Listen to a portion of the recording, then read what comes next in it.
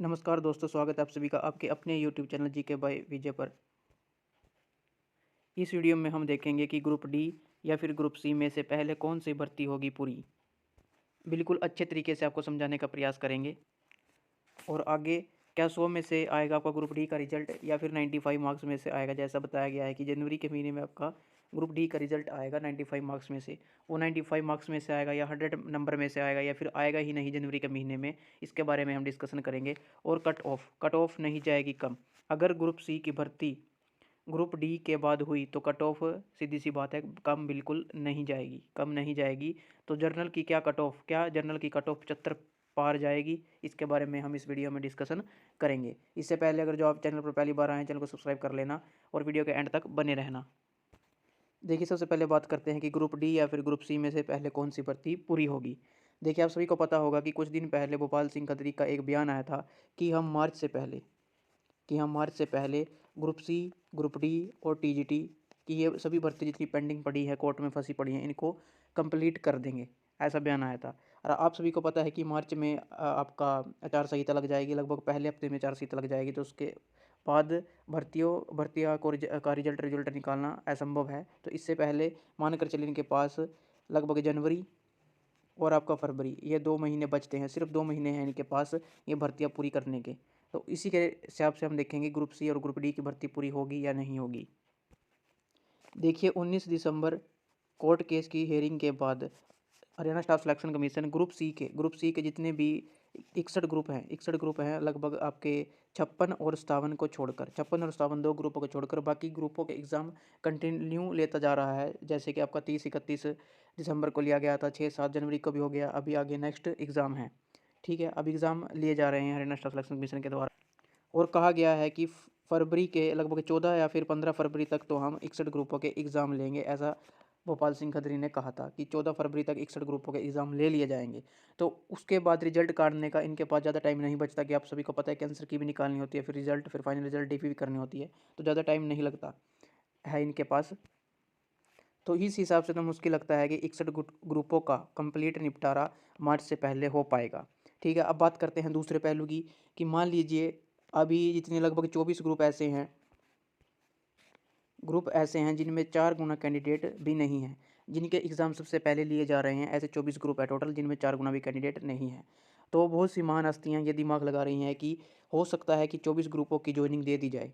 मतलब कि टोटल आपके 63 ग्रुप्स हैं, 63 ग्रुपों में से 24 ग्रुपों की ज्वाइनिंग पहले दे दी जाए। उसके बाद ग्रुप डी का रिजल्ट निकाल दिया जाए तो कट ऑफ पर 2, 3, 4 नंबर का फ़र्क पड़ जाएगा। पर ऐसा बिल्कुल भी नहीं है। देखिए, मैं आपको समझाता हूँ क्यों। देखिए, हम जैसे एग्जांपल ले लेते हैं एएलएम का। एएलएम का भी एग्ज़ाम हो चुका है, सभी को पता है। मान लीजिए एएलएम में एक स्टूडेंट है, एक विद्यार्थी है, मतलब जिसके अच्छे मार्क्स हैं सीईटी प्री में जिसके अच्छे मार्क्स हैं। मान लीजिए इसके लगभग 76 मार्क्स हैं। ऐसा तो एक दो होगा स्टूडेंट जिसके सीईटी प्री में 76 मार्क्स होंगे। तो मान मान लीजिए 76 मार्क्स हैं किसी एक स्टूडेंट के। तो ऐसे बहुत से स्टूडेंट आपको मिलेंगे, जस्ट एक एग्जाम्पल है।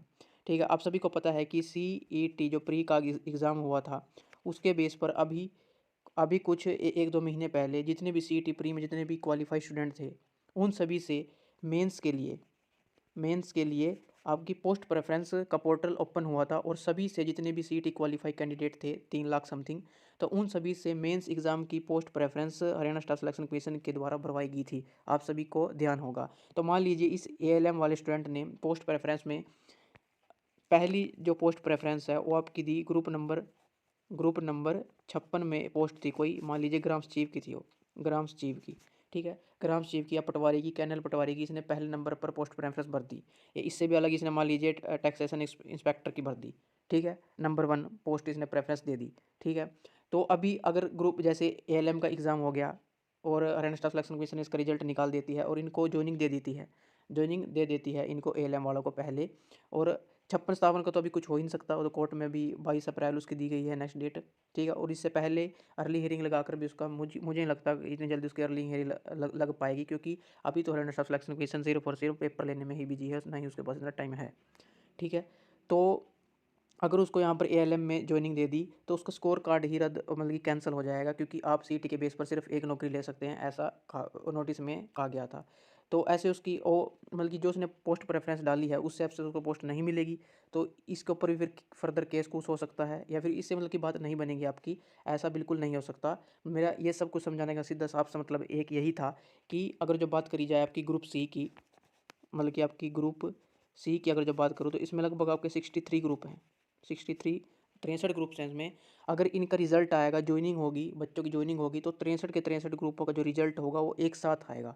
एक साथ आया कहने का मतलब यह है कि 63 ग्रुप होगा, या मान लीजिए आप पूरे ग्रुप सी का रिजल्ट एक साथ ही आएगा, क्योंकि इन्होंने पहले पोस्ट प्रेफरेंस भरवा ली है, तो बहुत से स्टूडेंट ने अपने अकॉर्डिंग टू अपने अपने हिसाब से अलग अलग पोस्ट प्रेफरेंस भरी होगी, तो ग्रुप सी का एक साथ ही रिजल्ट आएगा। कुछ ग्रुपों का पहले या कुछ ग्रुपों का बाद में ऐसा staff selection commission, Haryana staff selection commission बिल्कुल नहीं कर सकता।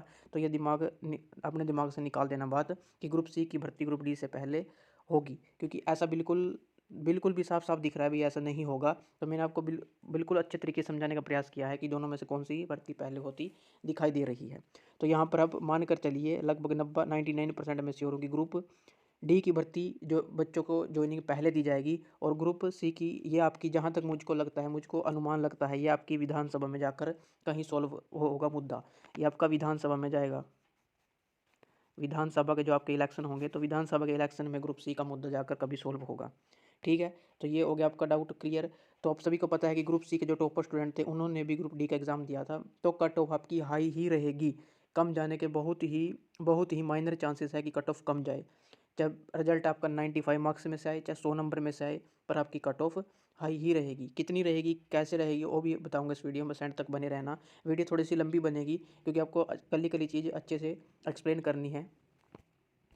देखिए पहला डाउट तो हो गया आपको क्लियर।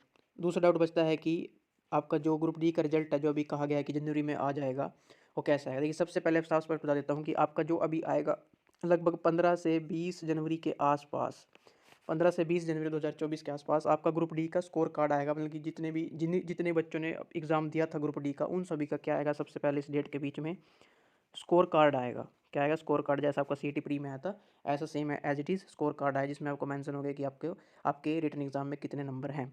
उसके बाद आपको पता है कि 31 जनवरी को जो +5 एक्स्ट्रा सोशल इकोनॉमिक्स के मार्क्स हैं सभी के, तो उसके रिगार्डिंग केस हुआ पड़ा है। तो उसमें कोर्ट डिसाइड करेगा, माननीय हाई कोर्ट डिसाइड करेगा कि 5 नंबर देने हैं या नहीं देने हैं।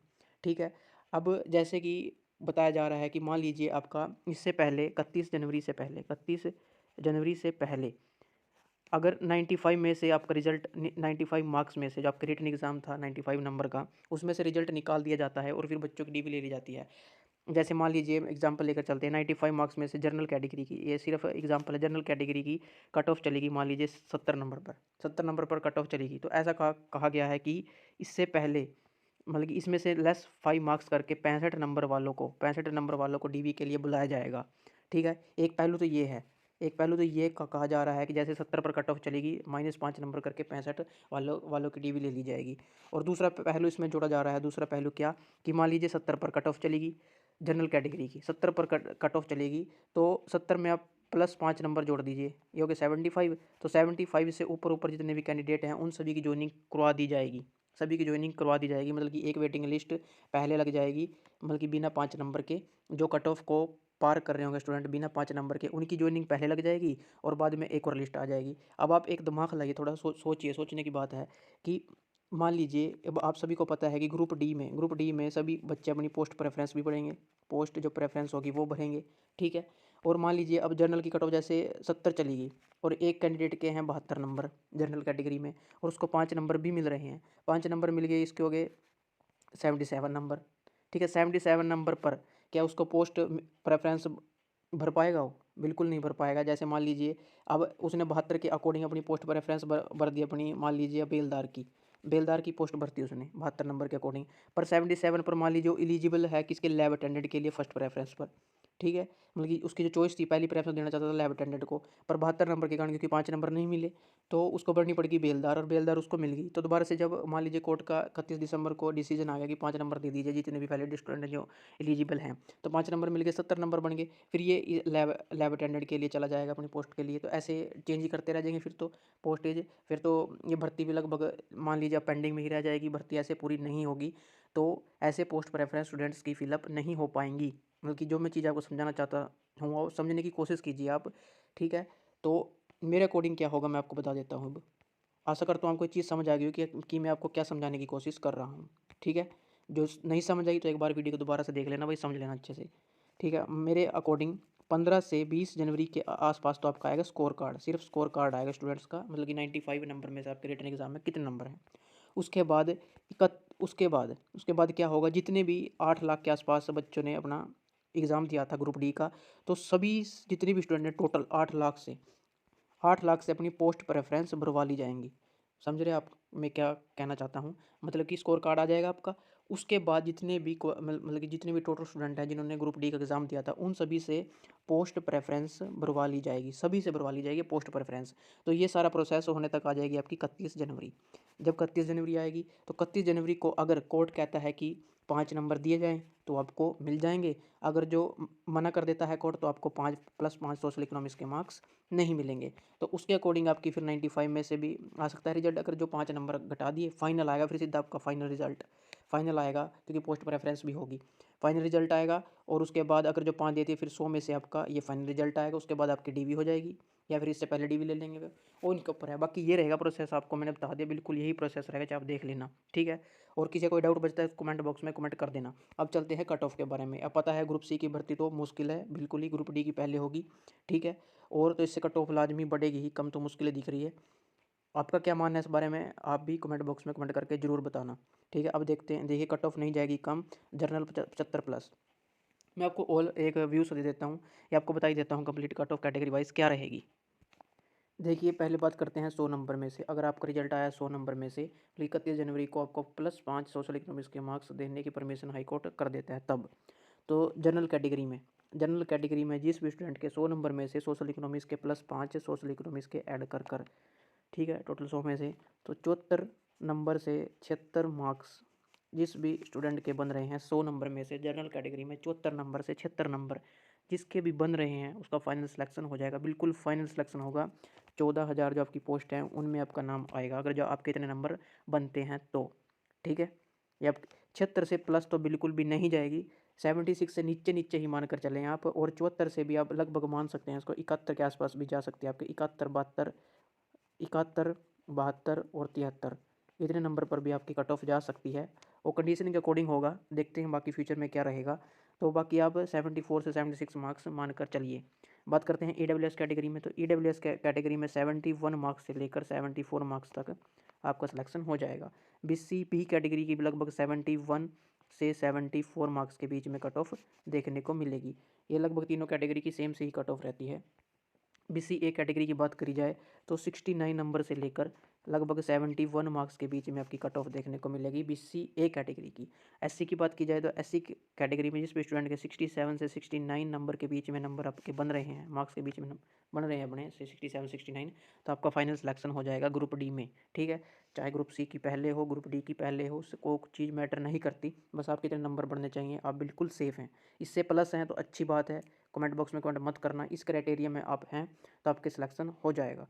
इस वाले क्राइटेरिया में तो आपका डैम श्योर पक्का सिलेक्शन है, इसमें भी आपका सिलेक्शन होने की पूरी पूरी उम्मीद है, बाकी हो जाएगा। ठीक है, अगर बात करें एक बार आप खुद देख लेना, जनरल में 74 से 76, EWS में 71 74 और BCB में 71 से 74, BCA में 69 से 71, SC में 67 से 69।